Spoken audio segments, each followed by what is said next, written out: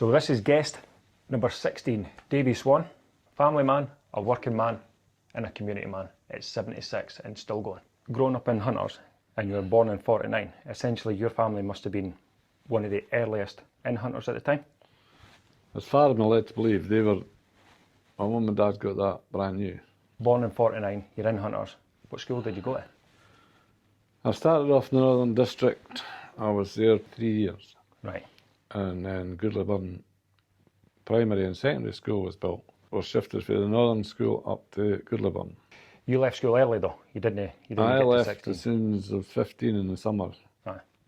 Right, so in terms of working life, were you working before you left school? I had a butcher's delivery job in the morning. Where was it? His butcher shop was in High Street. There used to be Woolworths, and then there was the butcher shop. So that was one of your first jobs. Did you do anything else before you left? No.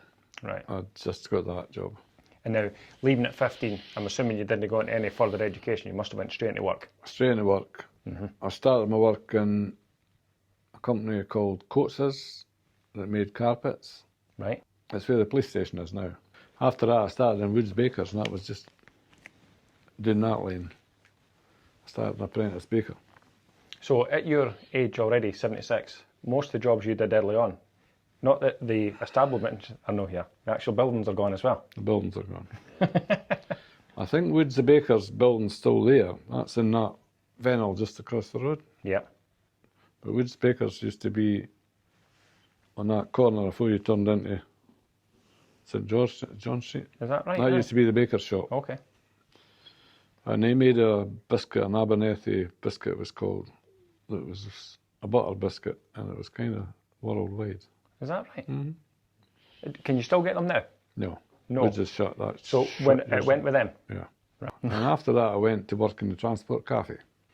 Now, the Transport Cafe, I could be wrong, but was that over at the South Inch? That was in the corner of the South Inch. That's right, aye. I worked there for probably a year, maybe more. I liked the job.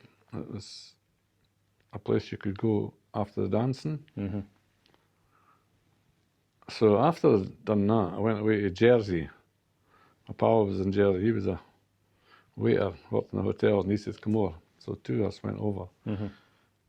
But we only lasted 2 weeks because we got thrown off the island. Because if you didn't have a job then in Channel Islands, you weren't allowed to stay. Very good. So we had to get back up, hitchhike, back up the road. I had no money? No money. Right. Just got lifts all the way up. Anyway, when I got home to Hunters, my brother Alan, he'd got married by that time. And he was a foreman with a company called Lumber in Trinidad. Okay. So he said to me on the Friday, he said, you're starting working with me on Monday morning, and if you're not round at Hunter's Chippy for 7 o'clock, I'll come round and pull you out of bed. You had no option? I had no option. And that was the start? That was my start of my construction work. And that's what I've done the rest of my life. Till I was 70. All that time? All that time. Essentially 18 to 70. So you worked for a couple of companies in Perth? No. Well, I did. I worked through a company called Lumber in Trinidad, and I was there till they kind of got taken over with a tarmac. Right. And by that time I was married when I was 21.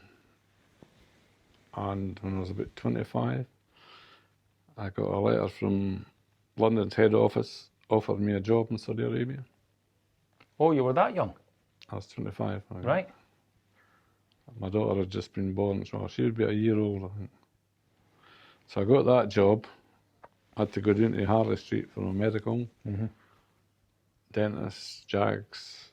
I had to do all that before I went. And at that time, it wasn't a direct flight to Dubai. Because at that time in Dubai, there was nothing. That's right, just sand. No, there was houses, and there was shopping centres and stuff. And it was complete strange to me. Would be. Like leaving this town and going all that distance on your own. But I met a few good boys there, English boys, stuff. They kept me right to start with. How did London get hold of your details? How did that come about? Because they bought our Limerick, Trinidad and Perth, Very good. so that's the reason they would get all the details. And that you got an opportunity basically because Yeah. they picked up the business. I think one of the head boys in Perth must have said to them, look, Aye. here's a young foreman if you want one. Aye, because that was young for a foreman back then. Yeah, I was a foreman when I was 20 in Perth. Mm-hmm. And I went there. I was there for 8 months. Come back. Started with a company called G&M. Mm-hmm. Perth-based? Perth-based. That was Good for Learning Much, it was called. Right. And my old pal, Con Connican, he worked there at the time. Mm-hmm. And as soon as I got back, I had 2 weeks off, and then I started back with them, with GM. So how long did you do over in Dubai? Roughly 8 months. Right. Building roads? Yep. Right. In the desert. Pretty hot? It was hot, but it was all Pakistani and Indian boys that was under me. All right, okay. And I treated them like humans, Aye, aye. but a lot of people didn't. Mm-hmm. A lot of the other foremen with his sticks to beat them and hit them. But I got to know this old guy, because somebody said, as soon as you get there, make one of them your foreman. All right. Ah, yeah, one to orchestrate them. And he'll work the men for you. Aye, very good. So I picked this wee boy called Mansoor. He was a lovely wee guy. He was from Pakistan. And because we were based in the desert doing stuff, we had our own camp out there. Mm-hmm. We had houses in Dubai. Mm-hmm. Sharjah was the place. It was just a wee bit up there. Yeah. So we had our own place there. There was Tarmac, Costains, a few of the big companies that started building. And they all had social clubs where you could get a drink. All right. Mm-hmm. That's surprising. Well, Tarmac we had our own club tea and drunk. But most of the chief of the Arab police, they all drunk tea. Ah, right. They weren't as Polished as they make out. polished as they make out. Aye. Anyway, I got really attached to this wee boy Mansoor, and I got attached to the wee cook that cooked and he made our meals for us. Mm-hmm. And he reckoned he would never see his family again. Is that right? And he was only, I'd say he'd be probably 45, 50. He said, I'll probably never see my family. Kind of felt sorry for him. That's not the way things should be, because if most of them were Pakistan Indian, if they'd crashed their lorries, you wouldn't see a driver. He'd disappear. Right. He would run away in the desert rather than get beat up. Is that right? Yeah. So when we're coming back, this Mansoor boy says, you're leaving, and he said, I want to give you a gift. So he took me down to a place called the Souk. Mm-hmm. It was an Arab market thing, and that would open your eyes. Really? Right. Because that was going back like 100 years. Mm. And it was all like camels waiting to be killed and for butchering, and Aye. we goldsmiths sitting with gold on their knees, chopping bits and pieces and jewellery and tailors. So he took me down there and he got this boy to measure me, and he had a made-to-measure suit ready for me in 3 days. Aye. Mm-hmm. A gift. A gift for him. Mm-hmm. So that was quite sorry to leave him, because you don't know who's going to be in charge next. Mm-hmm. So when I came back, I just got back into life in here. Straight into it. Oh. It's funny because, I mean, going back then, leaving here to get employment somewhere like Dubai, I mean, that's absolutely unheard of. You were like one of the very first recorded here, that is. You know, nowadays everyone goes to Dubai because, aye, and they want a chance to, make something of themselves. And you done it. I mean, if I decades ago. Stayed for maybe 3 or 4 years, I would have probably been mortgage free and all that kind of stuff. Aye. Mm-hmm. But my wife and daughter, the daughter was pining, so she said, "You need to come back because I can't cope with her." So I just said, "Come back." Yeah, and it was a strange way of living because you started at 6 in the morning, finished at 2 in the afternoon. You go that time spare, so I used to just go down to the sea and swim and Live. see how people lived. Aye. Because you had your own transport. Oh, you did across there? Yeah. Right. You got I had a Jeep. But there was a boy that was in charge of the whole site. He was like the engineer. He worked for a company we were working for. And he says to me, "What do you do on the Friday when you're off?" I said, "Just sit about." He says, "Come with me up to Dubai and we'll there was a hotel there, what was it called now? It was a 5-star international thing, first hotel ever built. And there was a grand piano in the bar. He said, "Sit with me," he says, "and we'll get drink all day." He would sit and play the piano and we'd get drink all day. Really? Yeah.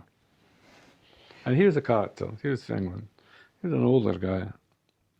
He would have been well in his 50s. But he'd worked abroad most of his life. So I come back. I started with GM as a foreman. Worked my way up to the supervisor there. And then that GM kind of went bust. Alan King from Auchterarder bought the company. Right. And he left, Mike Houston and Colin were in charge. So I done that, and then I worked on my own for about a year on the building site. Was that right? On the houses, doing the drains and slabbing and all that kind of work. And I got a phone call from Tommy Gilmartin, it's Gilmartin contractor, asked me if I'd go down and meet him. So he said, "I've got this tart coming, I've had it for a year." He said, "I'm doing nothing but losing money in it." He said, "Would you like to take charge of the tarn side and work with the men?" He says, "Because I'll give you 6 months. If it doesn't work by that time, I'm going to shut." That'll be it. Yeah. So I was with them for roughly 20 years, I'd be. So your 6 month come and went a few So times. I went, and the company, Gilmartin, it was a great company to work for when I started. But it changed. Once old Tommy went out the company,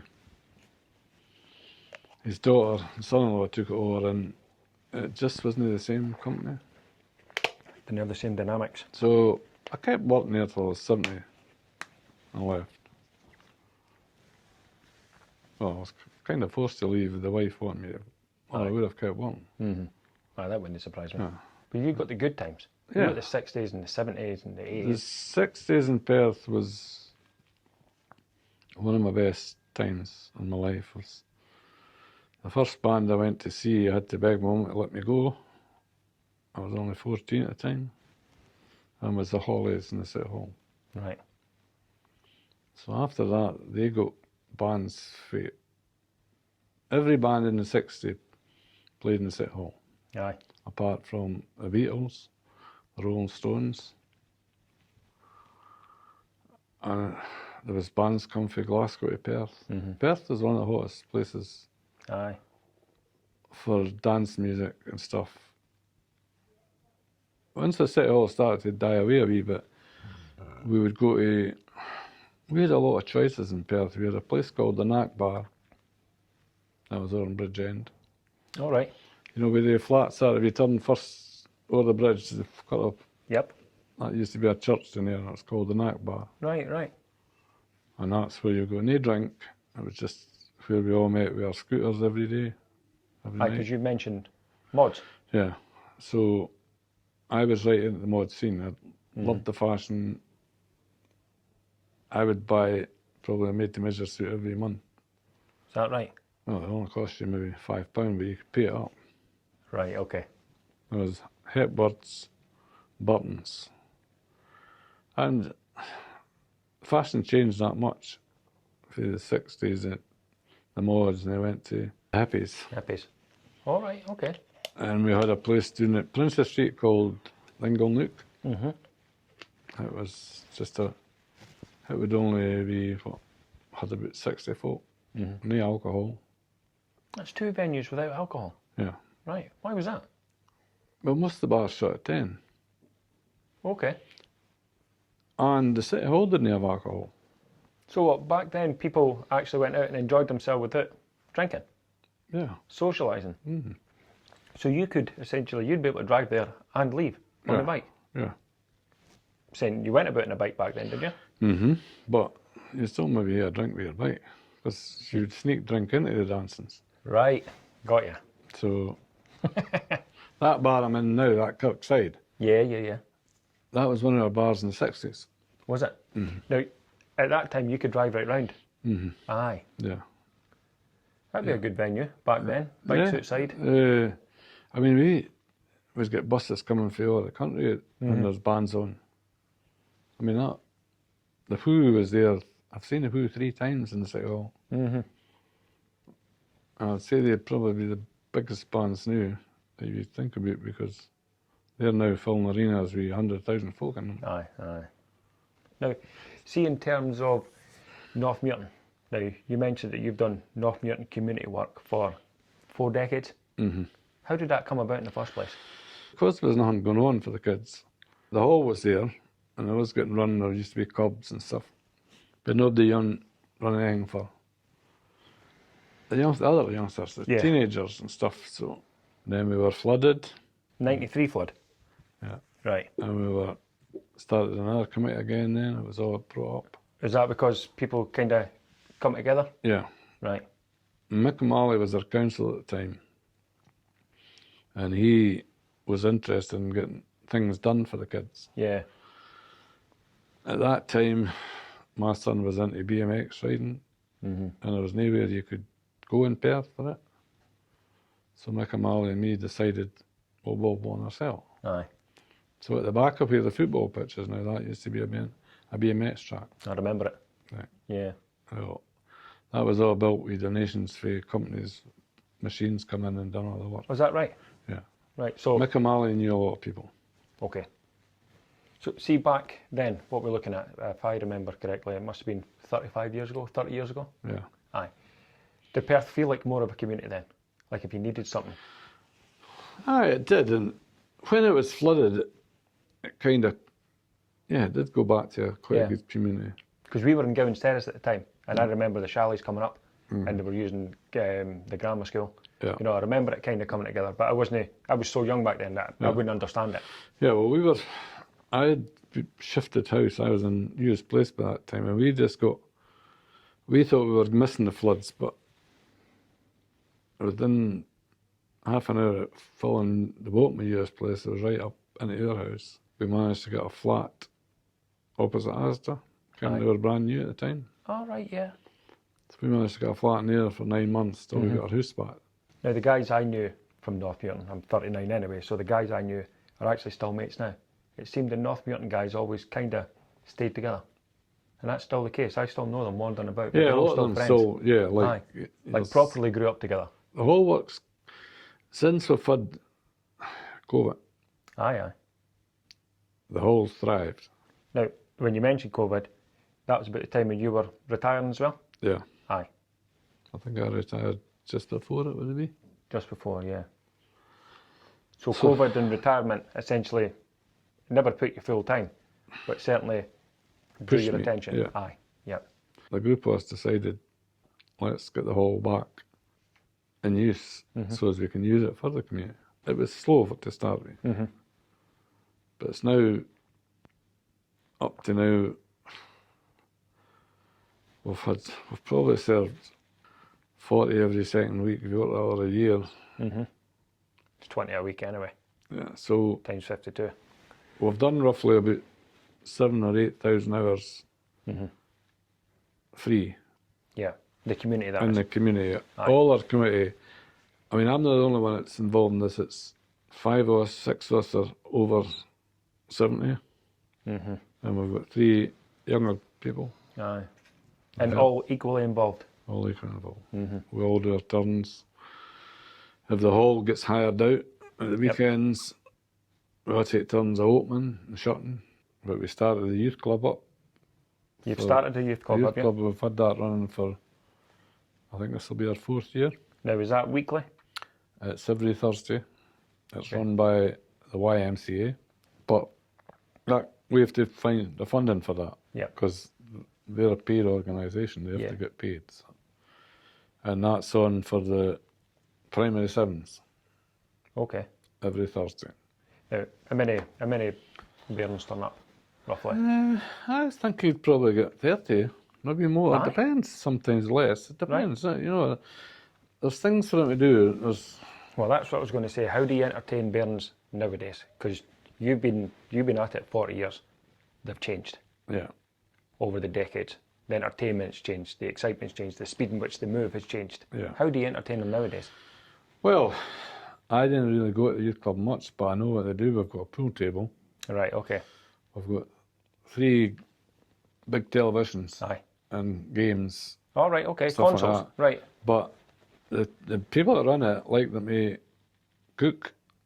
Oh, getting them They involved. get to do stuff in the kitchen. Aye. They get fed like pizzas or whatever it is, and they cook their own. Yep. Stuff like that. Now, is this free of charge for them to turn up? Yeah. Is it again? Yeah. Right. And they're respectful. And about 2 years ago, we were getting an awful lot of bother at lunchtime. They were the mess, going to the shop, getting their stuff, throwing other stuff about, Aye. as kids do. Aye. So some of them decided, let's try a hot chocolate on a Thursday lunchtime Right. for the grammars. Well, most of the school come because it's mostly grammar. Right, okay. I don't know why the other school doesn't come, but I think it's the way they all mix. Anyway, they started coming. We had about probably 10 the first time. It can be now up to anything between 50 and 60 kids on a Thursday at lunchtime, Free of charge? free of charge. They get their hot chocolate, they get probably their sweeties there, they get lollipops and stuff, and they're respectful. And they come down on the lunch break? They come from their lunch break, they'll maybe go in and get something for the shops, Mm-hmm. but they come in here and have their hot chocolate or whatever else Aye. they drink. And they all like their marshmallows and their hot chocolates, and they like squeezy cream. Aye, aye, aye. So I didn't really do that because Thursday's not my best day for it. Two of the ones that help us in the committee, they're so much involved with other things. One of them runs a swap shop up at Latham. I know where you are. Is that Garth? Yeah. Aye. Well, this boy does it. He goes there twice a week for that. And him and his wife are street pastors at the weekend. We've got a boy called Declan for the council. He's into all the stuff and he'll advise us and stuff to do. And he come one day, probably about 2 years now maybe. This older lady, she's 80. And he got up with the Craigie in that community hall there. And she only stuck it for about 2 weeks. She told Declan, she says, I don't feel comfortable here. He says, nobody talks to me, nobody joins in with us. So he phoned us and asked her, look, we've got this lady, would you like to? And she's been with us ever since. Right. And she's just lost her husband about 6 weeks ago. And she's fighting cancer. And they bake, like lunchtime, everything's home made. Everything's cooked. None's bought apart for the pies. Right. We have afternoon teas once or maybe twice a year. And that's got to be done, the woman that runs it has to be done with china cups, Oh, tablecloths, proper in Aye. the trays, Proper be experience. proper afternoon tea. And we'll get 80 to that. Right. So that happens twice a year. The kids, we have the summer fete for them once a year, and we have the Christmas, we have Halloween, and we have Easter. Oh, you do? Every event? Every event, All free of charge? all free of charge. Now, if I'm not from North Muirton, or I don't stay in North Muirton, are we still welcome along? How does it work? Anybody's welcome. It's no, it doesn't say the warm space is for North Muirton people. Right. It just says warm space in Okay. the North Muirton Community Hall. We do actually get a few coming for Old Muirton coming down. Okay. Met quite a few of them. They always come to the Christmas fairs, and they'll come at Easter, summer. I mean, the summer fair there, we went through 300 burgers, 200 hot dogs, 400 cans of juice. Davie, I don't know anywhere you go now and get anything free. Well, the way we're running it, if we can't get them at free, what's the point? I know. I'm exactly the same. I know that. If you're invited along, Yeah, we're paying, essentially. yeah. Mm-hmm. And they also get Easter eggs, Easter. Right. Honestly, I don't know anywhere that gives anything free No. now. I mean, if you go and see Santa in the town, you've got to pay for it. Yeah. Well, we have Santa too. Santa up there, he comes. Aye. That's when they get their selection box. And that's, again, free of charge. Yeah, it's usually the councillor that's up in the area, Councillor Hearn. Mm-hmm. He'll probably usually do the Santa. He's North Muirton councillor. How do we find out what's going on? Go into that page, Now, what is it called? Our North Muirton, Facebook? Facebook, Facebook. And it's called Our North Muirton. Our North Muirton. And like you say, Anybody's welcome. everyone's welcome. Yeah. Now, if we turn up and say we want to leave a donation, is that welcomed? Of course, the box is there. Anybody wants to put a donation, they just put it in the box. Right. We didn't ask for donations. Mm-hmm. People say to us in the hall now, they come to say, where's the box? If we didn't hit out in time. Oh, very good. So people want to give back because you're giving. Yeah, I mean, most of our pensioners that come for the warm space, we've got a few youngins. We've also got quite a few foreign people that stay up there. They come. Right. They've got themselves beds, some of them, in the allotments because they like to grow their own fruit. Yeah, now the allotments, this is another thing Yeah, that you're involved with. yeah. The law says it's my project. But once I finally got the permission to go ahead and do it, we needed a fence right around before I could start. And there was funding coming in for the council, but you had to have a lot of votes and stuff. A lot is done by votes. So up in Letham Hub, they had this presentation day because they like to get publicity too. And we won the £7,500 or £8,000 we got from that butter fence. Yep. So once we finally got going with the fence, I had to find some way of getting these beds built because we're too old to do that kind of. So I spoke to my mate Hecky McGregor. He works for Colmac, and he said, "Leave it with me. I'll go and speak to the bosses." And he went and spoke to the bosses, and they sent people down. I went over it with them, spoke what I wanted, stuff and that. He said, "We'll do it for you." Kilmac, Aye. I thought they were just going to give us the the material. equipment, Aye. the stuff. But no, they sent men down, Aye. and they built it. It took them a whole week. They built them all, filled them up with soil and everything. They put the drainage stuff in first, and then the soil. And they done that for us, All their contribution. all free. Aye. So see these beds. Do you charge people for the beds that then go back into the? I mean, how We does it don't work? charge them for bed. Up to the moment, we don't. Okay. This year starting, we're going to probably charge them something like for £20 a year. Good. And that goes back into the kitty. That'll just go into the. Yeah. It'll not go into the hall committee. No. It'll go in the allotment committee. Because if we need stuff in there, that's what that'll of go. course. So there was a competition come up in Dobies, and Craig said, "Look, you want me to apply it for these?" I says, "Aye, there we go." So we won that too. It was £500. As luck may had. But that £500, we've still got £140 of that to spend.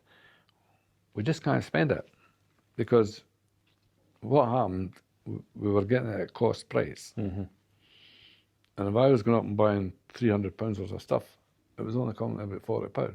Is that right? Anyway, once we got speaking to Dobies, they were so good. They come down to the beds. They want to have a look. But if they've got stuff that they don't use and they want to dump, they phone us first to see if we can use it in our allotments. Right. And we didn't refuse any. No, of course not. So the last one we got, the 5 of these ceramic big great pots. Yeah. Take about 3 men to lift them. They were dumping them. Honestly? Dumping them. So they phoned us. We said, we're taking them, but we struggle to get them down. He says, don't worry, we'll bring them down for you. So they brought them down. Once it was all going and everything was growing fine, we invited John Swinney to come and open our beds for us. Yeah. He helped us a lot, pushed the council on to say, look, they people are trying to do something for this community. So he finally got it done. And we've kept in touch with him. He said, anything you're needing, he said, if I can help you, phone me. And he did come down for the opening? Yep. There's a plaque on the wall saying that he opened it officially. And he walked around every bed there's somebody sitting at and spoke to every single person. Aye, gave him the time. Yeah. He's also come to our Christmas opening, so he comes and opens that. Okay. And we usually have stalls in the hall. And he goes round them all, speaks to them. He must have spent 3 hours at Christmas. Now, after you do a sit down like this and you're highlighting what you do for North Muirton and the community and the charities and the events that you pull off, if the events get bigger, the hall that you have, how many people can it hold? Just, it might be a first come, first served basis at some point. If we were doing a sit down thing, we could take 80. Right. Okay. That's our limit. If according to the council, they said it can have 180. Aye, they're sardines. Aye, sardines, aye. So we never do that. Once our funds get far with money, we'll spend it on equipment that the kids might need. If we can help folk, we help them. Well, people have helped you. Yeah. And you've helped folk. It is hard work. Like, my says you're more there than you're at home. Aye. So. Well, it's full time, really. Aye, it is, but it's enjoyable. I mean, if we didn't have the gearings, what am I going to do? Sit about this? I'm not going to do that. You'll grow old real quick.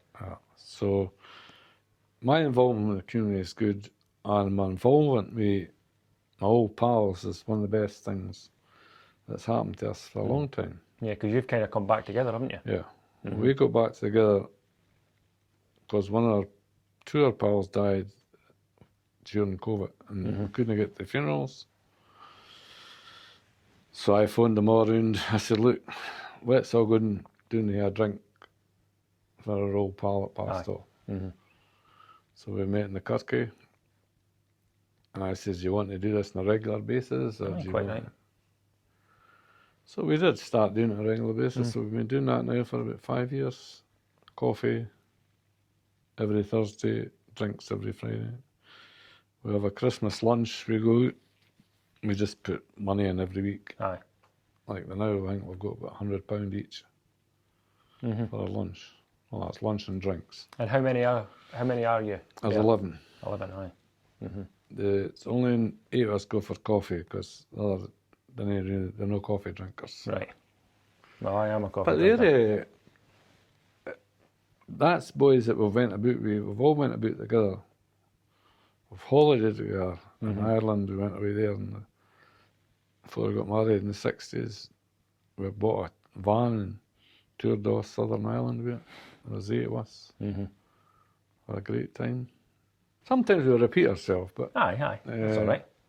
As long as you don't remember. yeah. So it's just things, and usually when we've been out for a night, some of us will take photos and they put it on Facebook, and there's people from England that recognise us, and there's people from here recognise us. And it's just, if you didn't do anything, life passes you. You know, it's just... But you're not letting life pass you. No. The only way I'll be stop them as I'm in a box. We're all living longer if we look after ourselves. But you're working longer as well. Yeah. Yeah. But you're not working anymore, essentially. No. This isn't work to you, this is pure pleasure. But I worked up to 70 because I wanted to do it. Mm-hmm. I could have retired at 65. Yeah. So what for? You know. Plus, we liked our holidays, and we liked going good places, nice hotels and that. Aye, living. So things that you couldn't get when you were in hunters. Mm-hmm. I mean, their summer holidays was one day at Broughty Ferry and back again. Berry reels. Yeah, berry. Well, I loved the berries. Aye, so did I. I loved the ties. Mind, I've mentioned this a couple of times. You would berry or your tatties, but you're with your cousins, your aunties, your uncles, your granny, your granddad, your father, your mother. That's community again. It was pure community. Everyone was in the same boat, no one had any more than anyone else. No. When you got paid at the end of the day, you all got paid the same. Yeah, in the block we were in was 6 on one side and 6 on the other, so it's joined together. Mm-hmm. And one of them finally got a telly. I'd be probably about 8 or 9 at the time. And this family had a telly. Aye. And that's where we all went. Aye. And the door was open. To watch Children's Hour. Aye. That's where you go, it's Children's Hour. And we all went in there and sat. Mm-hmm. Yeah, I liked hunters. Like, my parents never had nothing, but I've not got much, but I'm happy. But look what you're doing for folk. Yeah, and I didn't do it for praise, I do it because it's part of me. And I'm just feared if once we got old, if nobody else takes over for you. Well, see, with the community work that you're doing, because you're shifting more onto your online stuff, you've got your North Muirton community page and that, right? This is what will open the eyes to other folk. See, without that, see these newspapers and wee leaflets through your door and that, just forget about them. It's all about the media work now. But a lot of pensioners up North Muirton are no into that. No, but you've got, so you don't have to worry too much about the pensioners. See the younger generation that are into it, those are the ones that are going to carry it on. If more people done things in their life rather than sit about, the world would be a better place.